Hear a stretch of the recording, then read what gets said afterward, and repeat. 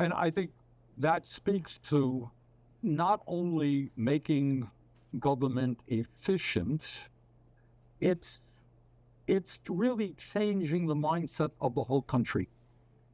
Right now, you tell me how many graduates of Harvard or Yale College go into public school teaching. What would you guess?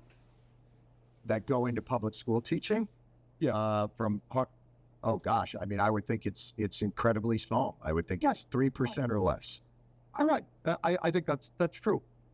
Right. What we have got to do is, in a sense, change the value system of this. Right now, we're getting into a deeper issue.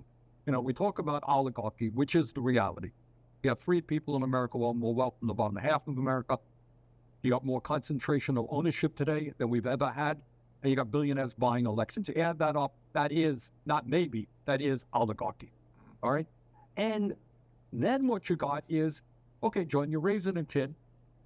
What should this child strive for? Well, obviously, to become like Elon Musk. The goal of life is to become a billionaire. That's all it is. And, Trump is a perfect example of that. You lie, you cheat, you steal. He was involved in 4,000 lawsuits as a private businessman. He lied all the time. Oh, that's good, because he made money. That's all that we want.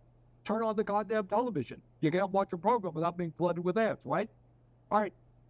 That, we got to take a deep breath and ask ourselves, is that really the society we want? Everybody going out, becoming a billionaire?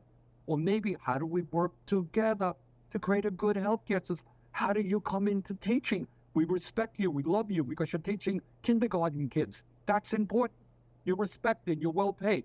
That is revolution in values in America. That's what we've got to do.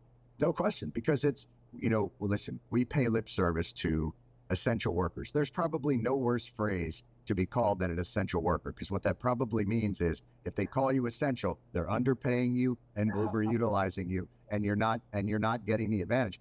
Right. And by the way, let me add a little bit of trauma here. During COVID, you died. That's what happened. Tens of thousands of these workers died, and after COVID was ended, forget about them. So, grocery workers, bus drivers. I remember 100 bus drivers that died of COVID. But it speaks to that idea that labor has been devalued, and I think what you're talking about is focusing on a bottom-up, and I hate to call it Keynesian, but a bottom-up approach to building a much sturdier society, a society that's less concerned about Zuckerberg's 50th billion, but more concerned about a family's first 1,000. That's right. And how we change that. But doesn't that speak to how does Washington get out of that bubble to understand the trap that most people are in? Childcare is too expensive. Then when the kid's finally old enough, education is too expensive. When you finally pay that off, your parents are older and you got to take care of them. How do we get them to understand that? Yeah, you're not going to. You're missing the point here, John. It's not a question of getting them. Well, people think the members of Congress and the Senate are stupid. They're not. It's not a question of knowing or understanding. It's a question of who controls what goes on here. John, I give you an example. I won't mention any names here. I have been very critical.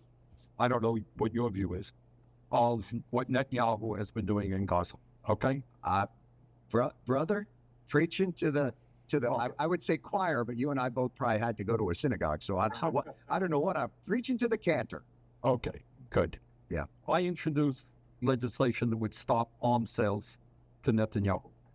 We got 19 votes, which observers thought was very significant. Right. Significant majority of people who consider themselves Democrats agree with us. I got 19 votes. Okay? The American people do not believe that we should be supporting a government that is starving children right now as we speak. But if you stand up, you're going to find that AIPAC and other billionaire-funded super PACs are going to go to war against you, putting huge amounts of money in a primary in your general election. So it's not a question of not understanding. There are many members of the Senate who will come to you privately and say, by God, what Netanyahu is doing is outrageous. I just can't vote because money is going to come and destroy my political career.